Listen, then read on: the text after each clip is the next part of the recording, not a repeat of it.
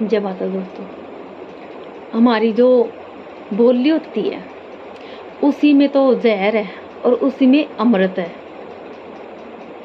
वो कैसे कि अगर हम किसी को अपनी जुबान से अगर कुछ गलत बोलते हैं या फिर कोई कटु वचन बोलते हैं, ईर्ष्यावश हो, घमंड के वश हो, या फिर कैसे उसका व्यंग्य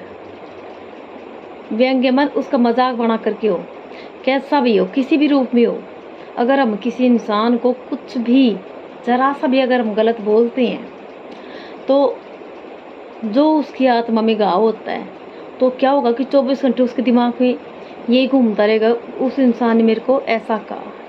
क्योंकि कोई भी इंसान खुद चाहे कोई कुछ बोल ले, लेकिन दूसरे की बोली कोई सहन नहीं करता, कोई नहीं सहन करता। लेकिन ये इंसान ये भूल जाते हैं कि जब हम खुद सहन नहीं करते फिर हम दूसरों को क्यों बोलते हैं ऐसा।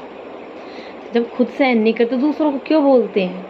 तो ऐसा अगर एक इंसान से शुरुआत की जाए कि भाई जब मैं सुन नहीं सकता तो बोलूँ भी क्यों, अगर एक इंसान इस चीज़ की शुरुआत करे तो क्या होगा कि उसकी क्योंकि अच्छाई और बुराई कभी भी छुपती नहीं है। चाहे कितनी बुराई कर लो वो नहीं छुपेगी, और चाहे कितनी अच्छाई कर लो वो भी नहीं छुपती। तो एक इंसान के अंदर अगर थोड़ी सी भी अच्छाई होगी तो उसका कम ज़्यादा नहीं तो आधा यानी कि 50% तो दूसरे इंसान में ज़रूर भी जाएगी वो आदत। तो अगर तो हम ऐसी कोशिश करें, एक इंसान से शुरुआत कर सकते हैं कि हम ऐसा किसी को कुछ भी कैसी भी भाव में कभी भी गलत ना बोल लें। क्योंकि जो कहते हैं ना कि बोली के घाव कभी नहीं भरते, चोट के घाव भर जाते हैं, बोली के घाव कभी नहीं भरते। और इस बोली के कारण तो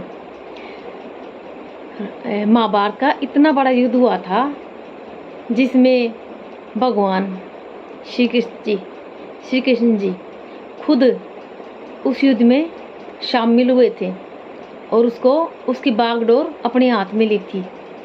क्योंकि भगवान हर जगह मौजूद होते हैं, भगवान साथ नहीं दे अगर किसी का भी, तो महाभारत का युद्ध कभी भी ख़त्म नहीं हो, कभी भी ख़त्म नहीं हो। और सब के सब अगर कोई इंसान में अगर कोई अच्छा नहीं हो तो हर इंसान कौरव बन जाए, कोई पांडव ना बने और न भगवान किसी का साथ दे।